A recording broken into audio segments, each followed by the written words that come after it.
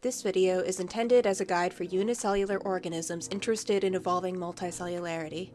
If you're already multicellular, congratulations!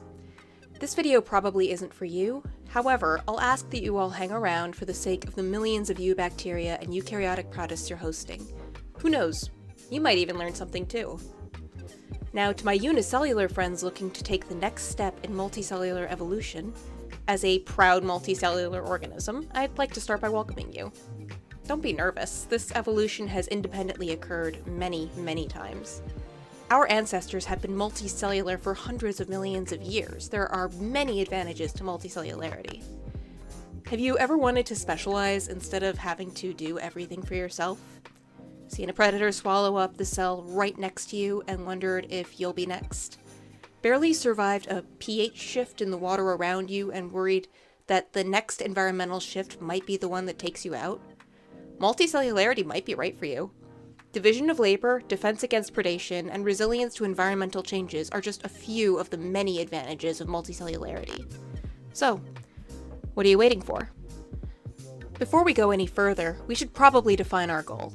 We want to be multicellular, of course, but what does that mean? A 2021 opinion piece in Frontiers in Ecology and Evolution suggested that when we discuss multicellularity, what we are talking about is less a singular, fixed state, and more dynamic process, a range of evolutions that encompasses multicellular groups, individuals, and organisms. It needs to be said that just because you take the first step of multicellularity, it doesn't mean you have to commit to becoming a full multicellular organism. Plenty of unicellular organisms form multicellular groups and stop there, or only group up under certain circumstances. Dictyostelium discoideum, for example, is a slime mold that occurs in both unicellular and multicellular forms, with deprivation of resources driving the individual D. discoideum cells to cluster together and specialize to survive. According to the Frontiers article, the key trait of multicellular groups is cooperation between individual units, increasing the survivability of the group. Some organisms may stop at the stage of multicellular groups, while others may continue, remaining in multicellular groups to the point that these groups, as opposed to the individual cells, develop a distinctive life cycle and become what the article calls a Darwinian unit of selection. Snowflake yeast is an example of a group reproducer that can be classified as a multicellular individual. Additional evolutionary pressures may lead to these multicellular individuals developing greater complexity, more types of cell in each group. With time, the individual cells may lose their ability to function autonomously, at which point the event horizon has been crossed and a true multicellular organism has been formed. We humans are a result of multicellular evolution being taken to that third stage. Well, then a few million years of additional evolutionary pressures and natural selection, but who's counting? Remember, though, that evolution isn't a race to bigger or to more complex. Your mission isn't to develop as many cell types as possible. It's to adapt for survivability and reproductive success in your environment. If cooperating with your neighbors is in your best interest, consider multicellularity. But keep in mind that this isn't for everyone. Most bacteria are getting along just fine with unicellularity. But if you've decided you're ready to take that next step, you and your neighbors are going to need some specialized adaptations. Cell adhesion, for example, is necessary to make sure your group sticks together, well, literally.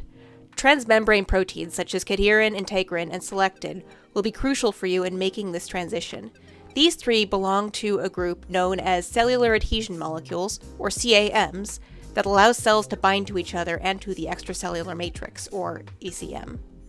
Cadherin specifically allows cells to bind to each other in an organized fashion, aiding them in staying connected and working together. Integrins, meanwhile, act as a link between the ECM and a cell's internal skeleton, letting cells interact with their environment. Integrins are key for things like cell movement, tissue development, and immune response, as are selectins. They are crucial to both a multicellular organism's structure and its ability to adapt. If you want to go multicellular and haven't yet evolved a way to produce these proteins, well, this is your cue to start working on that.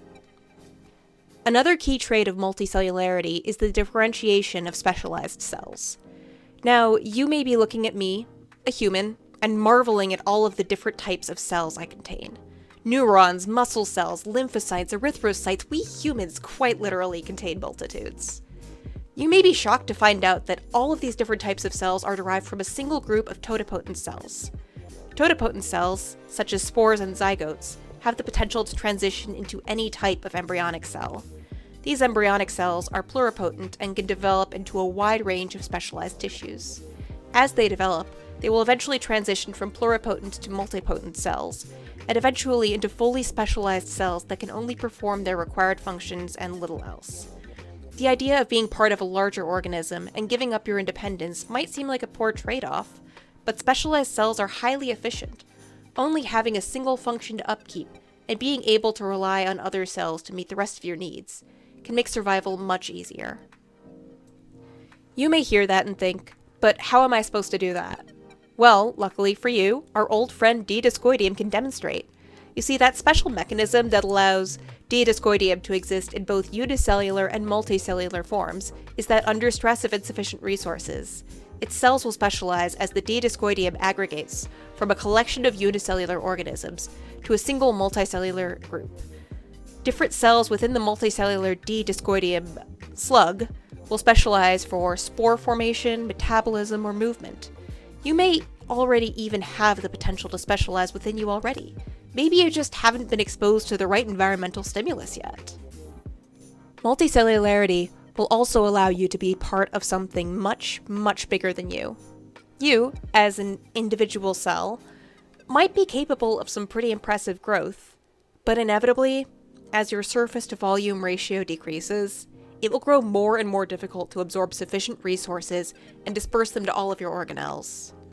Us multicellular organisms, though, we get to cheat a little bit. Because our cells are so specialized, they require fewer resources individually, and because there's so many cells that can each individually maintain a high surface to volume ratio, we don't have to worry quite so much about dispersing resources to all parts of our cells. And we've got cells specialized for dispersing resources amongst all of our other cells, so we don't have to worry about that either.